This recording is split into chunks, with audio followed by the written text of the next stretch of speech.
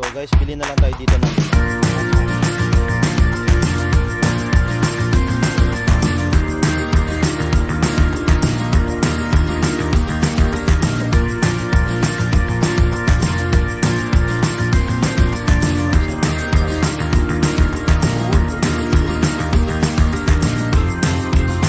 So yeah, join me as we visited one of the craziest store in town here in Japan. So whether nasa Nagoya ka, Osaka, Kyoto, Kobe, kung saan man yan, sikat na sikat dito ang Don Quijote. But if you're going to ask me, if you're going to buy a specific skincare and you're considering buying some KitKat, pumunta po kayo sa Sandra. And I forgot the other one. Siguro lagay ko na lang dito sa video sa babang screen yung pangalan ng isang drugstore. Malalaking drugstore yun, and compared to Don Quijote, mas cheaper sila. Tapos may tax free pa. And if naabot mo yung mga certain amount, let's say 10,000 Japanese yen, additional 3%. Something like that. Parang may certain quota ang dapat ma-hit for you to be able to get those additional perks, if I may say, no? Doon sa pagbili mo ng mga goods nila.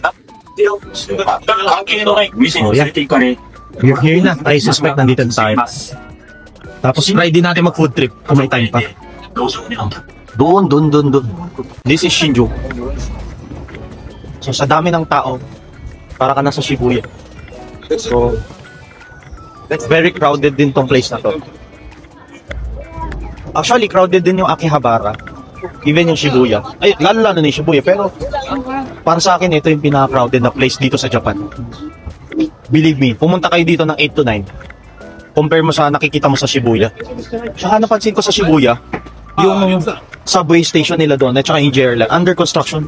Tapos doon sa may likod ng train station, may, doon sa may tapat ng mga bus terminal, may under construction din. So, parang hindi ko feel masyado pumunta ng Shibuya. Tsaka nakadalawang beses na ako pumunta doon. Diba? Dalawa or tatlo. So yun lang. Dito napapasok na tayo ng Don Quijote. Donkey.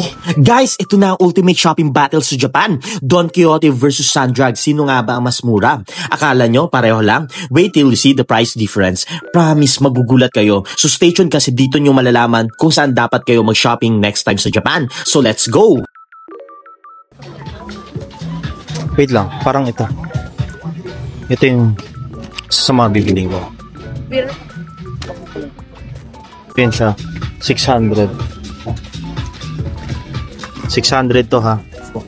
Tapos ito 900. Sumura talaga dito. So check namin. Akit na kami guys ha. Akit na kami. Medyo mo. Gito. Oh shit. Check muna namin dito sa check namin dito if you can buy something here. What's that, man?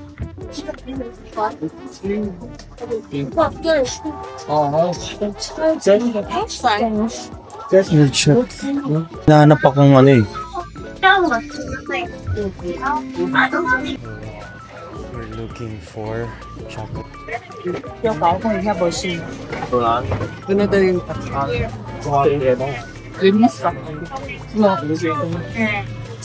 Looking for pasalubong. Pero hanapin muna natin. Sorry.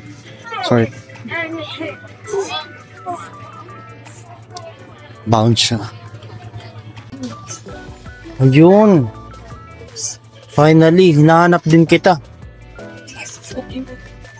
Kaso napakaliit.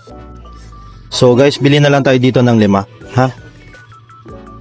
Sa drugstore. 2, 3, 4,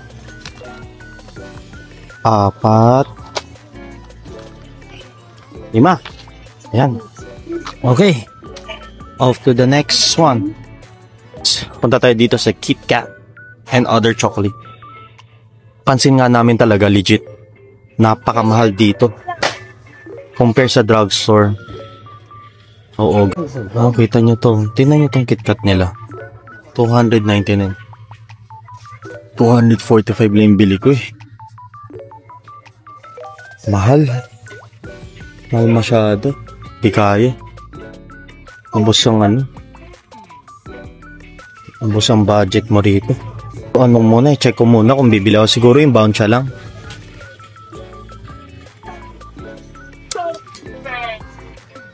Kasi baka bounce na lang muna biling ko. So guys, sorry, nag-iikot ako. Kino-compare ko yung mga pinamili ko sa drugstore. Parang mas mura talaga sa drugstore, guys. Sorry, napit pala ng mukha ko. Mas mura sa drugstore. So kapag nandito kayo sa Tokyo, sa ano na lang kayo, sa drugstore na lang kayo mamili. Kasi matagal ko nang alam talaga na expensive si Don Quijote. Pero ngayon ako talaga namulat kasi halos lahat kinumpare ko doon sa drugstore mahal. Ang KitKat nila rito nag-range ng 260 to 299. So it's kinda expensive. So ayun. Mahal. Kaya. Pati pa yung bar soap na binili ko. Mahal din. KitKat mahal. Bounce siya mahal. Halos lahat mahal. So yun lang. Check ko muna doon sa drugstore pero continue pa rin natin pamimili natin dito kasi may mga bagay kasi na hindi nabibili sa drugstore na dito mo lang mabibili sa Don Quijote. So that is my tip. If you wanted na kompleto yung store na pupuntahan mo, then Don Quijote. Pero kapag alam mo naman yung bibilin mo and visible naman sa mga drugstore, then sa drugstore ka na lang mamili. Kasi bukod sa mura, may tax-free din naman sila. So yeah. So yun lang. Wait lang, mag-ikot tayo guys. Yung Ichiran, okay lang. Halos ganyan din naman yung presyo sa halos ganyan din naman yung presyo sa drugstore. Pero yung seafood na ganito, I cannot remember kung magkano yung price. Pero roughly ganun din. Yan lang. Check namin to. If okay to, bili ako ng mga 5 or 6 itong Nissan. Okay. Sige. Tapos ito yung mga KitKat. This one is the new KitKat. These are parang assorted na. They have salted caramel, classic, white, peanut butter, and hazelnut. So this one is 1599. Check na lang natin yung iba.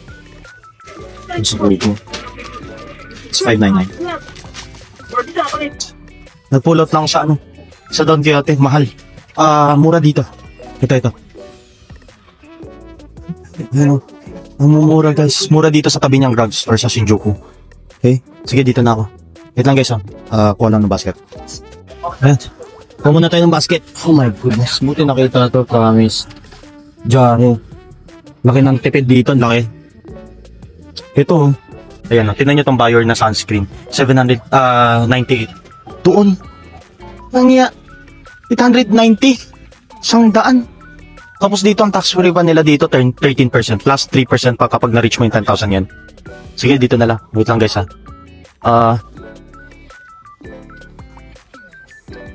lang.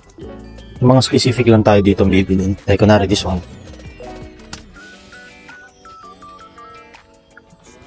So,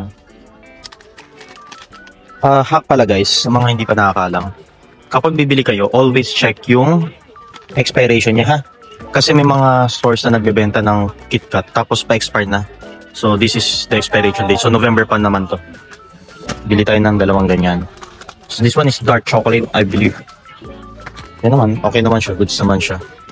November 2025. So yan.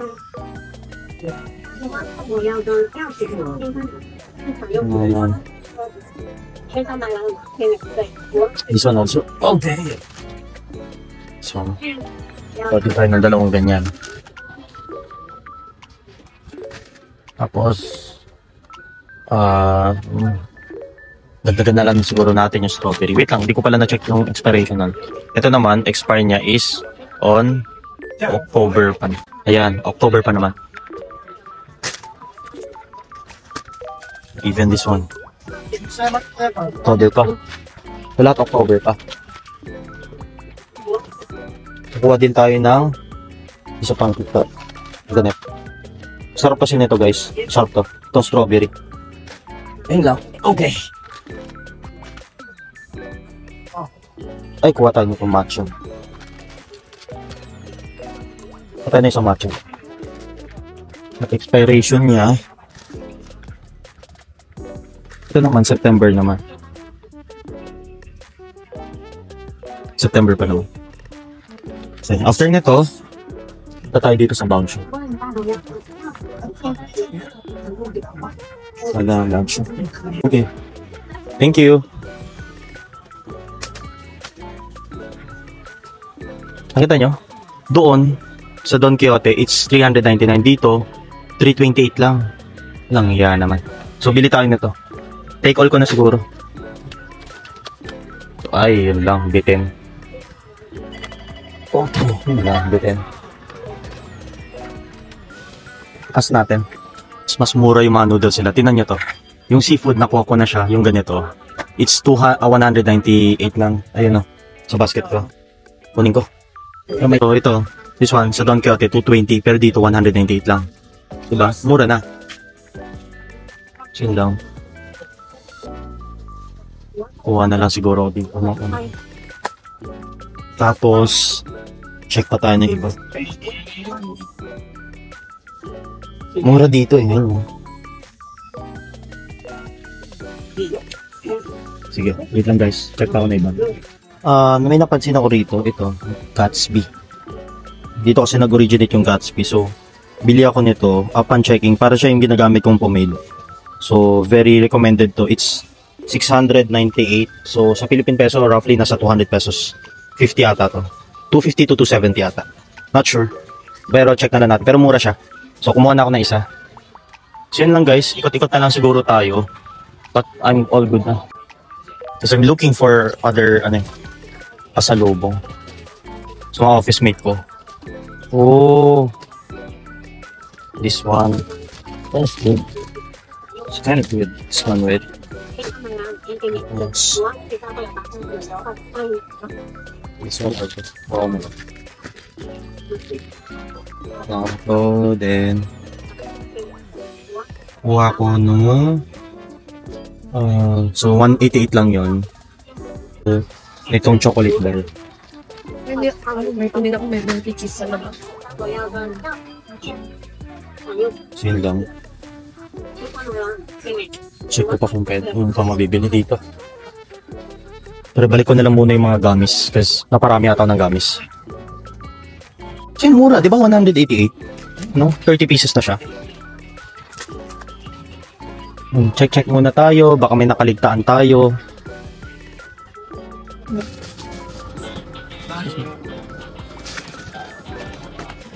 Is this a toy? Toy? Oh, to but okay pa.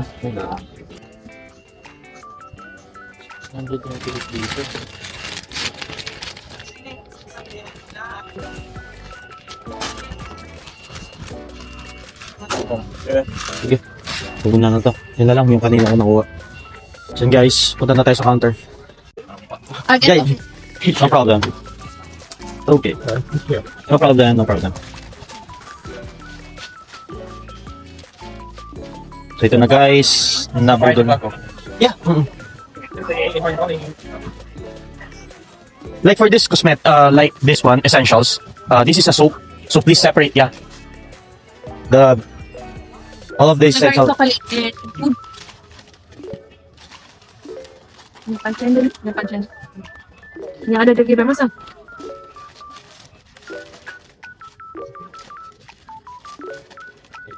Then also this one.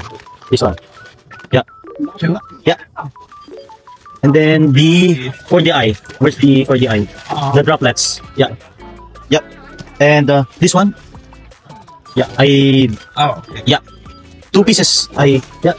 There's another one. Yeah. Wala na ba yun? Oh, sorry. This one. No. I will not get. Yeah.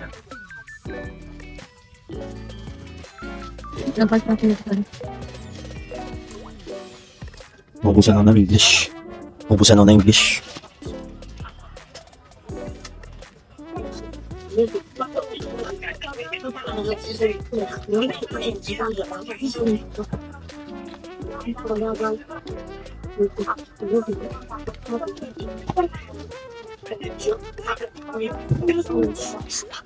Nine?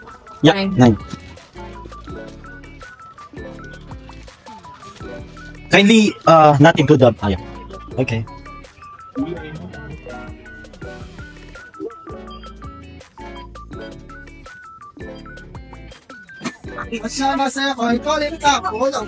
Remaining one will be one plastic. If yeah. Sorry. So, sineparate na lang namin yung essentials kung kayo ng food. Sorry. Okay. Anong napansin na? やべえ。やべえ。やった。やべえよ、これ。あと、もうすぐやばい。やばいよ、これ。やば。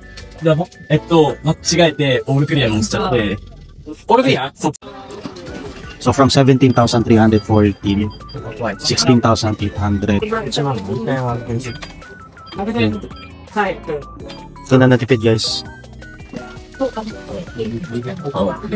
Oh, it's okay. You put it here. Oh, yeah. Ah, I get it. We got the shoe take home. Yeah. Hindi ka pag-lunch yan.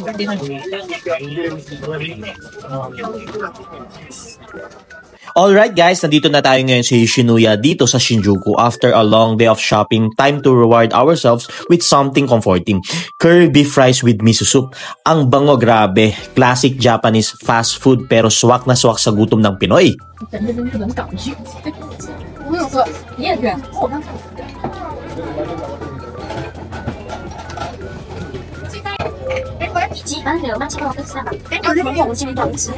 First bite tayo guys. Grabe, ang sarap.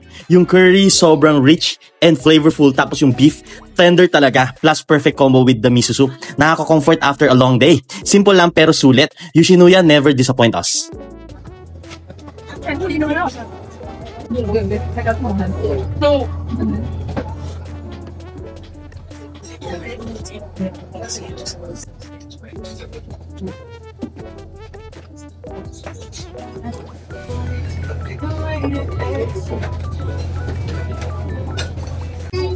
You got 4 food today, then I'm like, you got 4. So let's walk.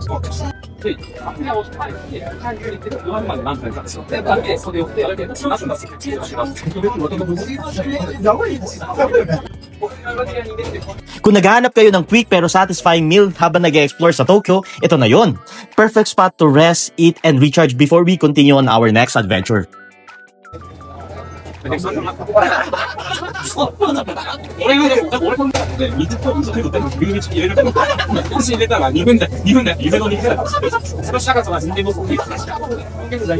Solid guys, ang sarap ng experience dito sa Yoshinuya Shinjuku. Perfect stop ito kung gusto nyo ng quick meal bago mag-explore ulit dito sa Japan. Pero syempre, hindi pa dito nagtatapos. Marami pa tayong lalakarin at madidiscover dito sa Japan. So make sure to subscribe to my YouTube channel and don't forget to like, share, and comment para updated kayo sa mga susunod natin travel vlogs. So that's all for today guys, and see you on my next travel vlog.